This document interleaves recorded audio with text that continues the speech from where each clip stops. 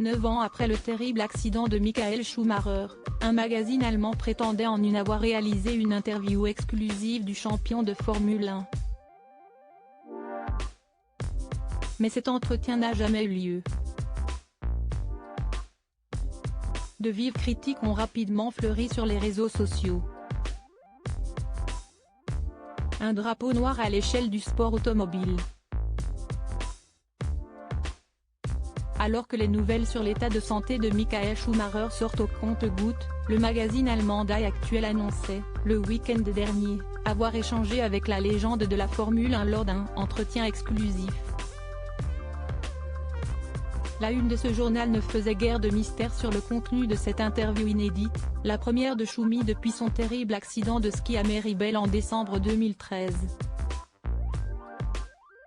Depuis cette date marquée au fer rouge par les tifosi de la Scuderia Ferrari, les échos autour de sa réelle forme oscillent entre l'optimisme et le désespoir, selon les rares personnes autorisées à rentrer dans son bunker.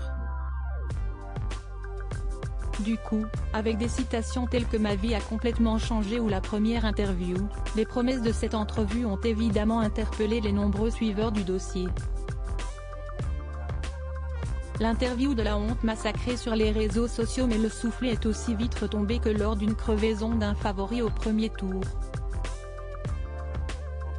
Car, comme l'indique en une phrase en tout petit caractère, cet entretien exclusif a en fait été réalisé grâce à une intelligence artificielle. Celle-ci s'est basée sur des entretiens antérieurs de la famille et des amis du pilote allemand.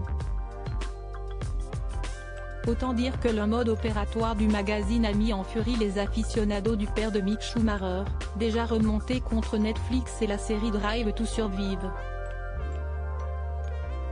Si est-il vraiment inacceptable, a résumé un tweeto, porte-parole de tout un pan de lecteurs du P. Cet avis est partagé par plusieurs experts taclant la politique éditoriale de Die Aktuell et son interview de la honte. De quoi s'interroger également sur la dangerosité des dérives de l'intelligence artificielle.